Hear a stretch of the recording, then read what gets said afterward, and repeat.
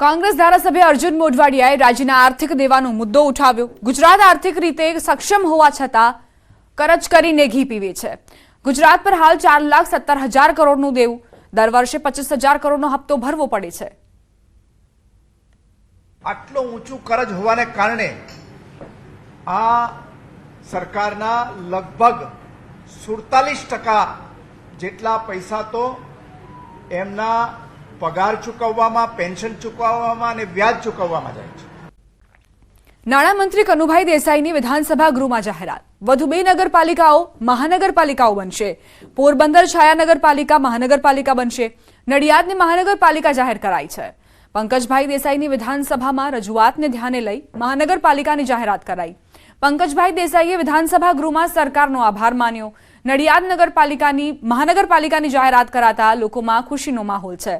નડિયાદ શહેર ભાજપ પ્રમુખ તેજસ પટેલે કહ્યું, નડિયાદની વર્ષો જૂની માંગણી સરકારે પૂરી કરી છે।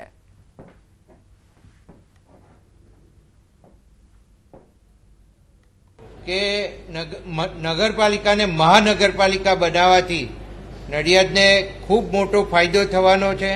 આજે નડિયાદ જે રીતે વિકસી રહ્યું છે એની અંદર હું તમને કહું કે નડિયાદની જ બાજુમાં 2 કિલોમીટર દૂર ઉત્તરસંડા સ્ટેશન જે બુલેટ ટ્રેનનું સ્ટેશન થઈ રહ્યું છે અને અમદાવાદથી આ નડિયાદ એટલે કે ઉત્તરસંડા આ બુલેટ ટ્રેનનું સ્ટેશન પણ આવવાનું છે।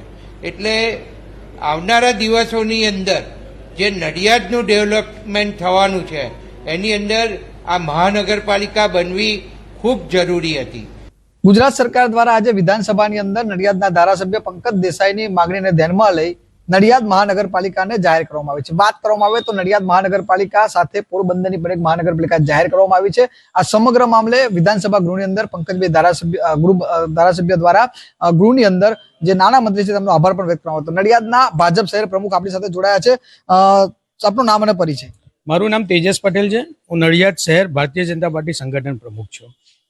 તેજસભાઈ, નડિયાદ મહાનગરપાલિકા જાહેર થઈ છે, શું કહેશો? આપની પ્રતિક્રિયા? સર્વપ્રથમ તો નડિયાદ શહેર જે છે એ સરદાર સાહેબની જન્મભૂમિ છે।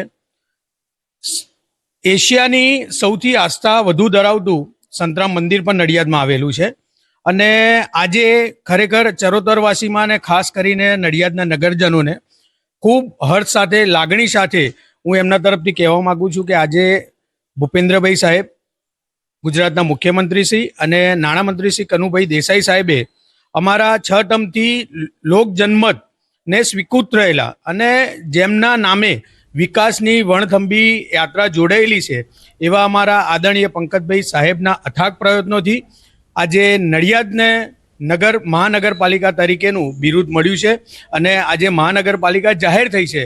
એ બદલ અમે સરકારશ્રીનો અને સમગ્ર સરકારનો આભાર માનીએ છીએ।